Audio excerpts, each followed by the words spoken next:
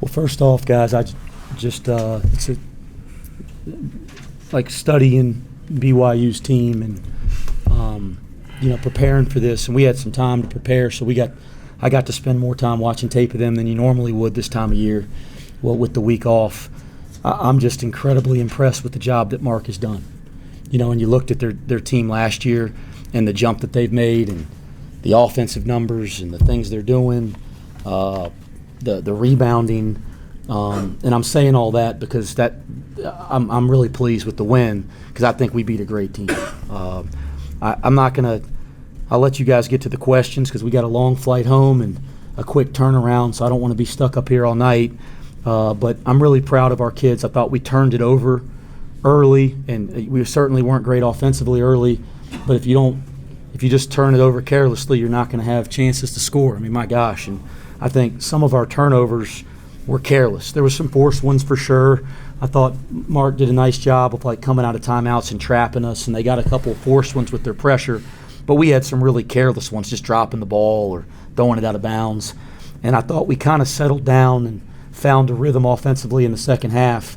But I thought everything defensively tonight was the catalyst for us. It kept us in the game early, and then I thought in the second half we were able to string together stops, which was big for our team.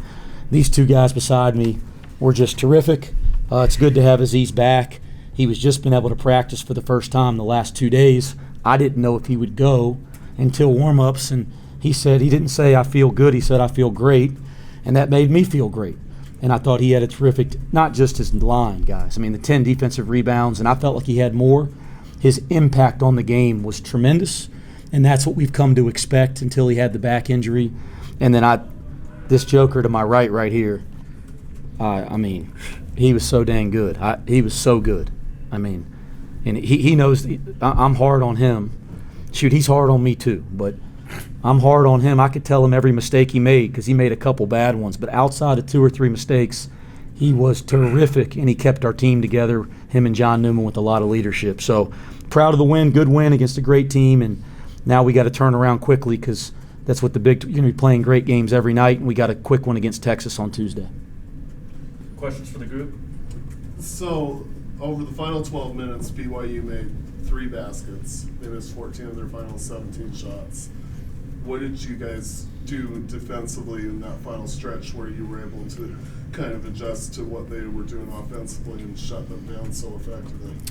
Yeah, well, I think defensively, I thought we were pretty good for the most part all night. We had some possessions early in the game. We didn't communicate after we gave up offensive rebounds or didn't communicate in transition. We were struggling to get set, gave up some offensive rebounds early, but I thought we were pretty good all night. I thought, listen, they're such a good shooting team. You can't stop them from getting shots. You just got to make them difficult. I liked our guys' effort to make them a little more difficult, and I liked us on the defensive glass during that stretch. But a team like that, they're going to make those shots some nights in the last 12 minutes too, and I always think after you win, you got to recognize that. I mean, they missed some that were pretty good looks, and if those go in, it's probably a little different that last 2 or 3 minutes down the stretch. But I thought our guys did a nice job of continuing to rotate, continuing to give good effort defensively during that stretch. Coach, you said difficult. Jackson Robinson, who averages 18 for this team, 12 shots a game. What was the specific defensive game plan to hold him to 95 points? Well, you look at, I think we're playing the best three-point shooting team in the country, and he's the leading three-point shooter. So the big thing for us was, you look at all, I mean, it's almost hilarious going through the scout because you go through it and everybody's a great shooter. And the guys, when we went through it, I think a couple days ago, were looking at us like, come on, coach, everybody can't be. It's like, no, they all are. But Jackson Robinson's the leading shooter, so you want to take away the threes or the comfortable ones.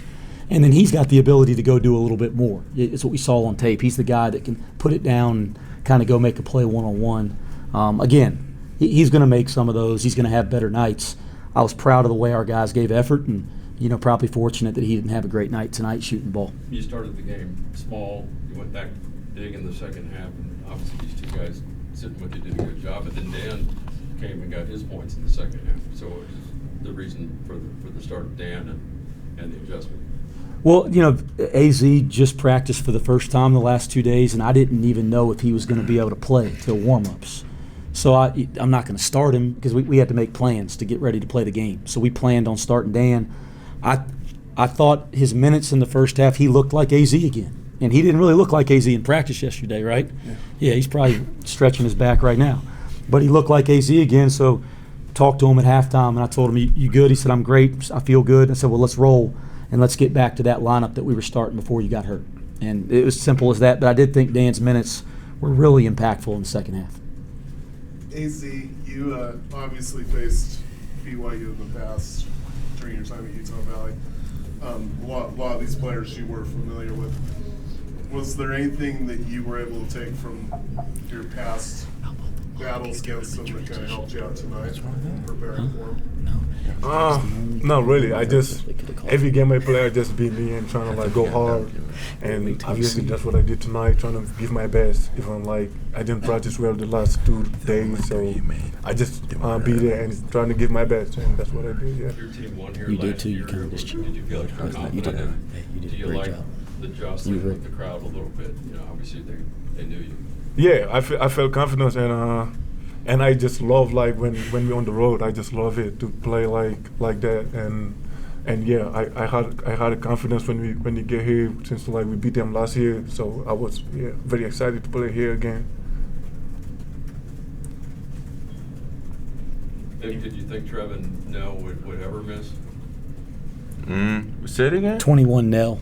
Did you No. think he would ever miss, is what Scott asked. I mean, yeah, I saw him miss, especially those free throws that actually probably wasn't a foul. So, yeah, I saw him miss.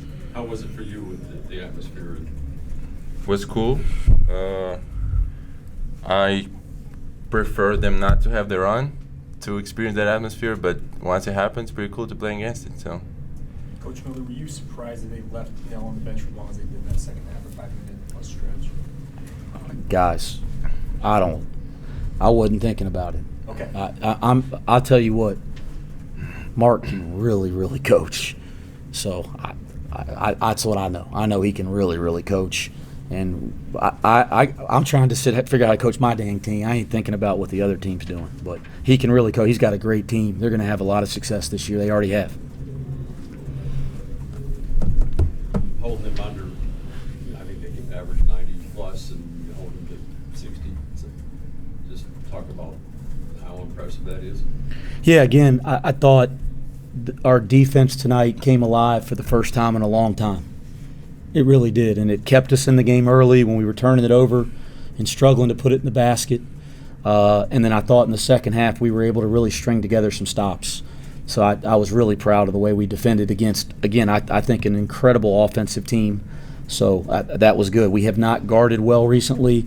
To do it against the best offensive team we faced was really encouraging for our team. Did you sleep on the way home or watch Texas Tech? Coaches don't sleep after games. You guys know that. But it's Texas, not Texas Tech. That's right, Texas. Texas tape. Texas tape. Video tape. Okay. You guys Said Tech. you guys be careful around Viktor now because he'll tell your ass when you're wrong. I'll tell you that. Anything else for the group? All right, thank you. All right. Thanks, guys. Thank you.